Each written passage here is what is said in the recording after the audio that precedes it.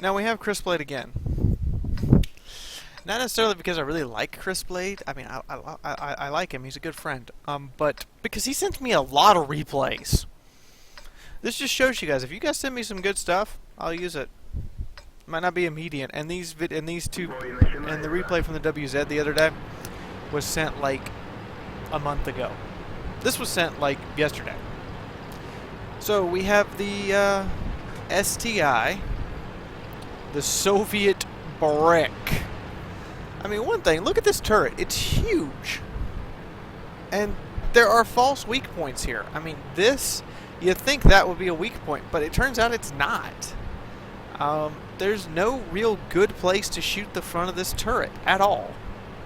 Now, you do have this driver's hatch, which you can penetrate, and you do have a decent-sized lower glacis, which you can punch right through. But for the most part, this is just an armored brick. I mean, shooting at its side from a high angle isn't even an effective tactic. This thing can side scrape. I wouldn't advise it because of how far forward the turret is mounted, but it can side scrape.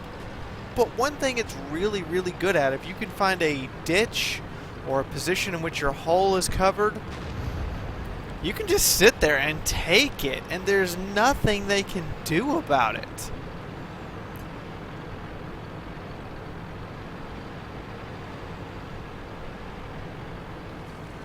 And I'm really hoping that Chris Blade will illustrate this for us. I mean, I have had matches where this tank took 20, 30, 40 hits and was still alive. Hello, Super Persh. I am Soviet Brick. You do not charge Soviet Brick. It is bad idea. It is very bad for health. However, your upper glacis is pretty damn thick too. I need to manually aim these shots because, wow, you just like ate everything. Look at all those holes. And Chris Blade delivers the finishing blow, and the Super Pershing could only track him. Could not actually do anything to fight back.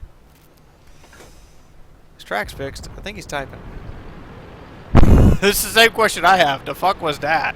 That was literally just a Super Pershing going, YOLO! Oh, that didn't work out too well. Now Chris Blade is covering his angles and looking to move up. And there's a low who's being fired on. And there's a T-30. He can't tell if the low's here or AFK. And the T-30, however, is not looking at him. So he's trying to ease up just enough to shoot, zoom in, and fling the round. T-30 cannot be happy. Cannot be a happy customer. And he's basically looking over the back of his tank so that his elevation becomes his depression. It's a very interesting tactic. It's also very hard to do and judge, but it can be done. He tries to just bash his way through the front of the Love, who's puzzled at where to shoot him right now, because all he sees is turret and is just taking shots from his friends. There's another bounce. I'm sorry, IS. Your 122 is just not going to cut it here. And he's bouncing Tiger 2s and IS tanks. That 88mm just not doing it for the Tigger.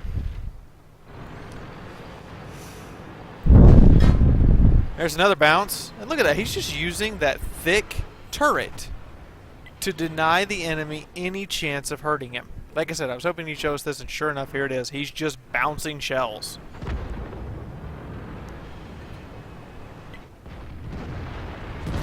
Tiger 2 moves up a bit too much and eats it from multiple sources.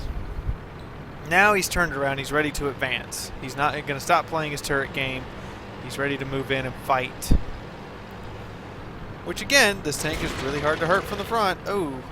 And there's both Tier 9 tank destroyers. He missed. But he is wisely angling his armor and looking to get up against the wall to maximize his ability to prevent himself from being shot. And again, the Tiger 2 just ricochets. Now that T-69 does have his full side armor and manages to put 3 good shots into him. But he's okay with that. And now he knows where that folk is, because that round bounced up into the air and he saw exactly how it went. Folk comes up, delivers a hell of a hit directly to his driver port, which breaks his viewport, oddly enough.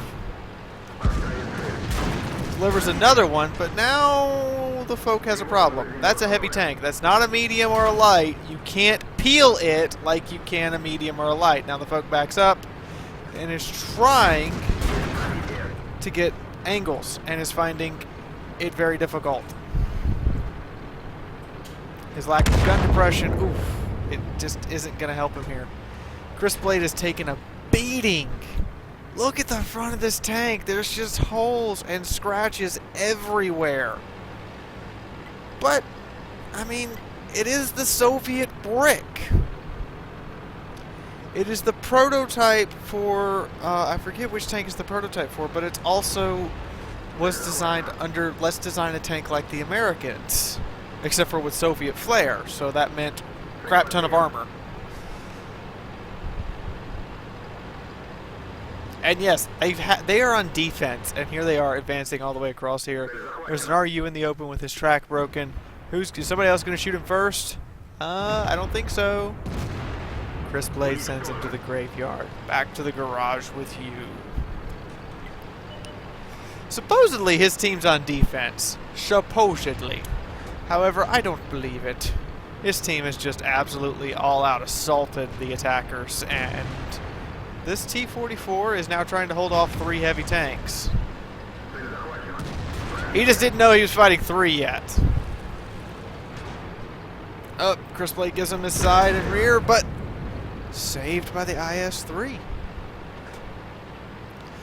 Again, he's being very aggressive, and to me, this is what heavy tanks should be doing. They should be extremely aggressive. They should be the frontline combatants, and they should not worry about getting shot. And Crispblade has done all of this. He has not cared if he got shot. He definitely has led the charge. And while you can say his hit point pool has paid for it, he's definitely given out more than he's taken. He's used some pretty advanced techniques to get his lack of gun depression to not be a factor. And he's taken a beating! The number of shells that have just bounced off his plates are... it's probably going to be pretty high.